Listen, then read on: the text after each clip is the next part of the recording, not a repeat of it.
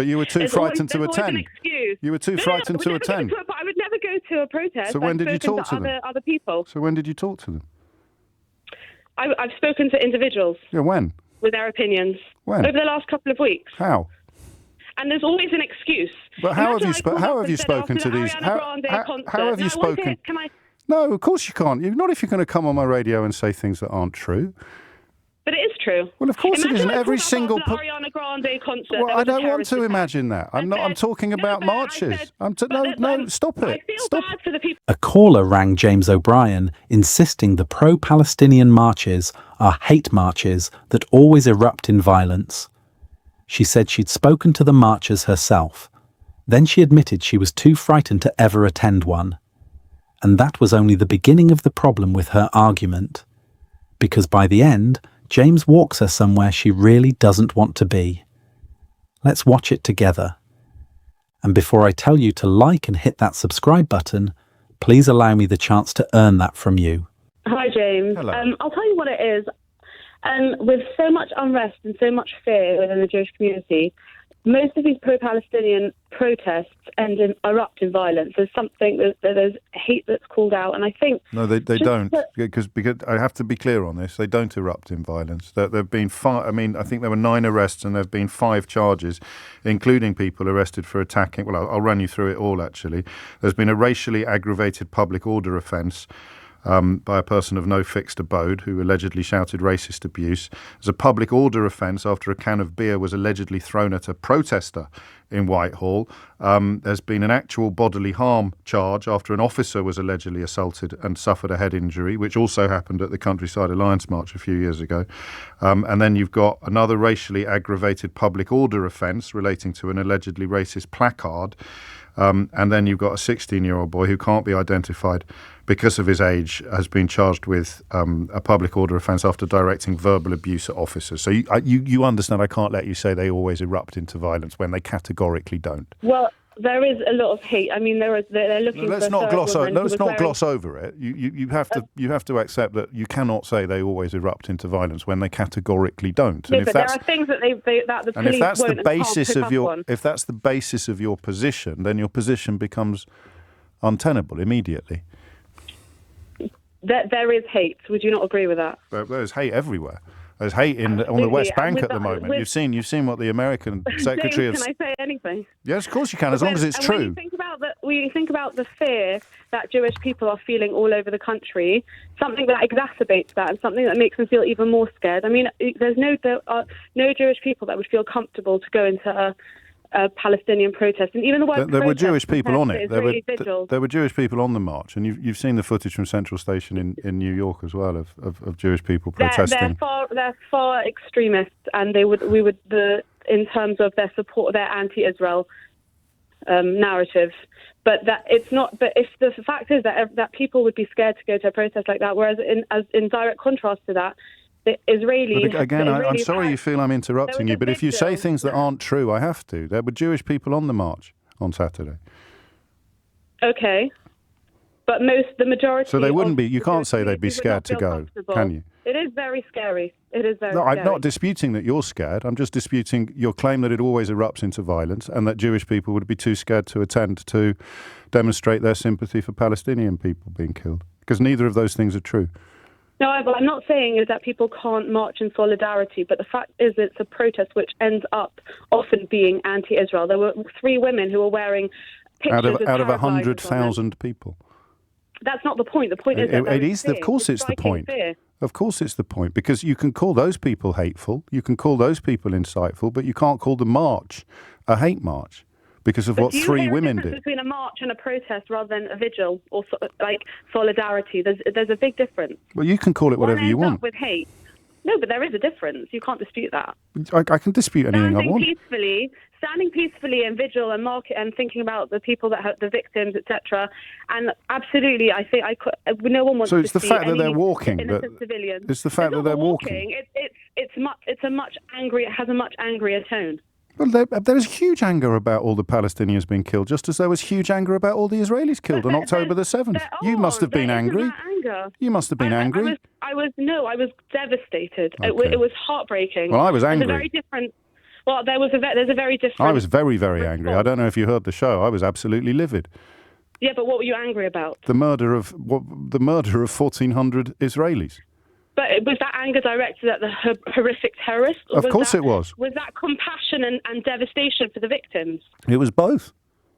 Unthinkable, unjustifiable, intolerable were the words that I used to describe what Hamas had done. Heartbreaking, utterly, utterly devastating were the words that I used to describe the victims. So why can't people? Why can't people be angry? Why can't people be angry about Palestinians being killed as well?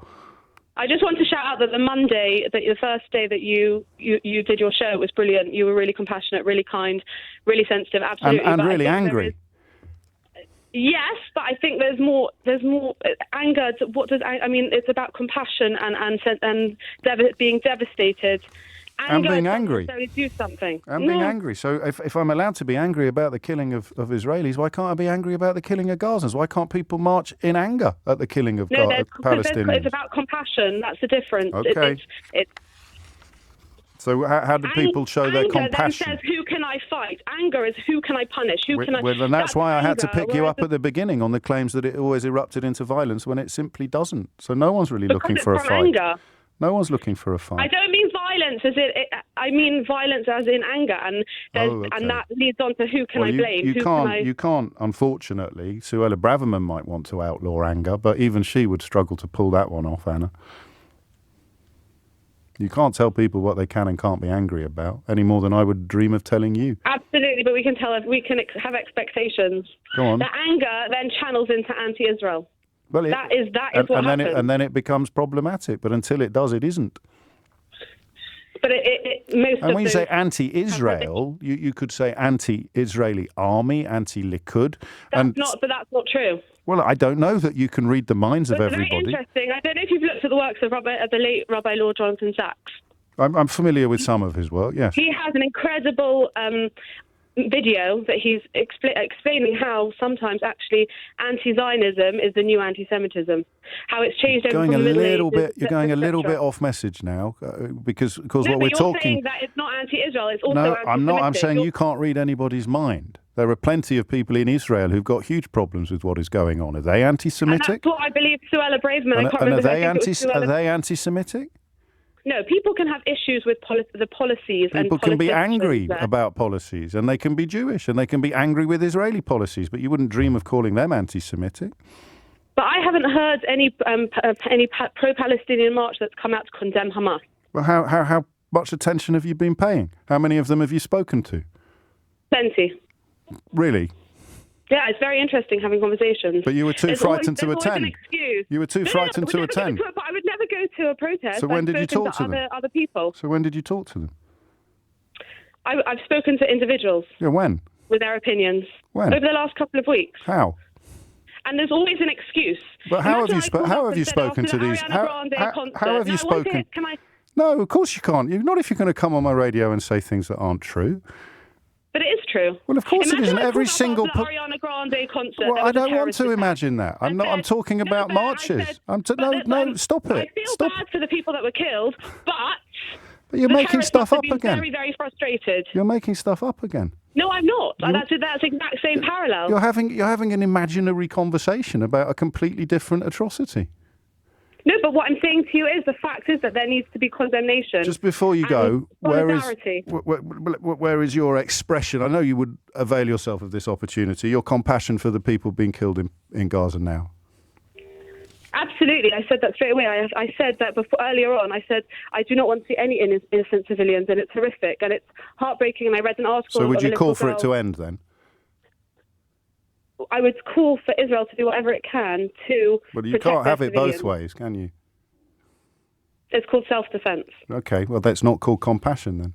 And they've No, that's fine. all the residents to move. We got there in the end. It is compassion. Of course there is compassion. Well, no, because the people marching are calling for a ceasefire, and you're calling for it to continue, while complaining that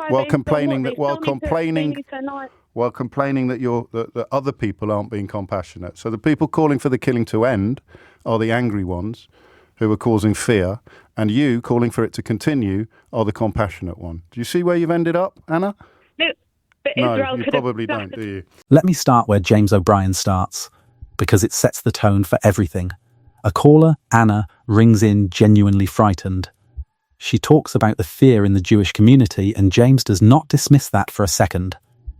"I'm not disputing that you're scared," he tells her more than once. He means it. That fear is real, and he treats it as real throughout. This isn't a video about mocking a frightened person. It's about what happens when real fear gets attached to claims that aren't true, and a careful interviewer won't let the untrue bits slide. Because Anna opens with a factual claim. The pro-Palestinian marches, she says, always erupt in violence. And James stops her, politely but immediately, and does something you rarely see. He reads her the actual record. Out of a march of around 100,000 people, there were 9 arrests and 5 charges. He runs through them one by one. A public order offence over alleged racist abuse. An assault on an officer, the same kind of thing, he notes, that happened at the Countryside Alliance march years ago. A racist placard. A 16-year-old who swore at police.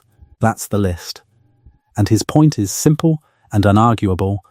You cannot say these marches always erupt in violence when the evidence says they categorically don't. If that's the foundation of your position, the foundation is gone. And watch how fair he keeps it, because this matters.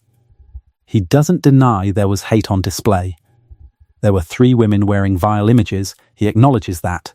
But, he says, out of 100,000 people, you can call those 3 individuals hateful. You cannot call the whole march a hate march because of 3 people. That's the distinction Anna keeps collapsing, and he keeps rebuilding individuals versus the event, 3 people versus 100,000. Then it moves to anger, and here James does something generous. Anna praises his early broadcasts after October the 7th, how compassionate they were. And he agrees, and adds, and angry. He was livid. Absolutely livid about the murder of 1,400 Israelis, which he called unthinkable, unjustifiable, intolerable. He puts his own anger on the table. And then he asks the question that unlocks the whole thing. If I'm allowed to be angry about the killing of Israelis, why can't someone be angry about the killing of Palestinians? Why can't people march in anger about that too? And this is where the belief underneath Anna's position starts to show. Because she can't quite allow that second anger to be legitimate. It becomes, in her telling, hate. It becomes anti-Israel. It becomes, via a detour through Rabbi Sachs, potentially anti-Semitic. And James carefully draws the line that the whole argument turns on. There are people in Israel, he points out, who have huge problems with what their government is doing. Are they anti-Semitic? Of course not. People can be angry at policies. Jewish people can be angry at Israeli policies. You wouldn't dream of calling them anti-Semitic. So anger at a government's actions cannot, by itself, be hate. Then, the 2 moments that tighten the whole thing. Anna claims she's spoken to the marchers, that none of them condemn Hamas. And James asks how, given she's just said she'd be too frightened to ever attend a march. And the answer dissolves. She's spoken to individuals, somewhere, somehow, and then suddenly she's talking about an Ariana Grande concert, a completely different atrocity, and he has to pull her back. Stop it, he says. You're making stuff up. Not cruelly, just refusing to let an invented certainty stand. And then the ending. The place the title promises. James asks her plainly, do you want the killing to end? And she says she wants Israel to do whatever it takes. It's called self-defense. And he closes the trap, gently, with her own words. The people marching are calling for a ceasefire, for the killing to stop. You are calling for it to continue. And yet you've spent this whole call telling me that they are the hateful, frightening, uncompassionate ones, and you are the compassionate one. Do you see where you've ended up, Anna? And that's the theme this channel keeps circling, in perhaps its most human form. Not belief over facts exactly, but belief so strong it rewrites which side is which. Anna isn't a bad person. She's frightened, and her fear is real, and I won't pretend otherwise. But her fear got wrapped around a story where the people asking for the killing to stop are the dangerous ones, and the person asking for it to continue is the kind one. James didn't put her there. He just held up the mirror and repeated her own words until she could see it. Whether she could bear to look is another matter. I'm not telling you who's right about this war. That's not what the call settles, and it's not what I can settle. What it shows is narrower, and it's worth keeping. When your certainty requires the facts to bend and the sides to swap, the problem isn't the people you're afraid of. It's the story you've been told about them. So no glib line today. If it was worth your time, give it a like, share it with someone who argues in good faith, and subscribe if you'd like more. And the next time a story casts the people asking for less killing as the villains, do the thing James did. Just ask where that logic ends up.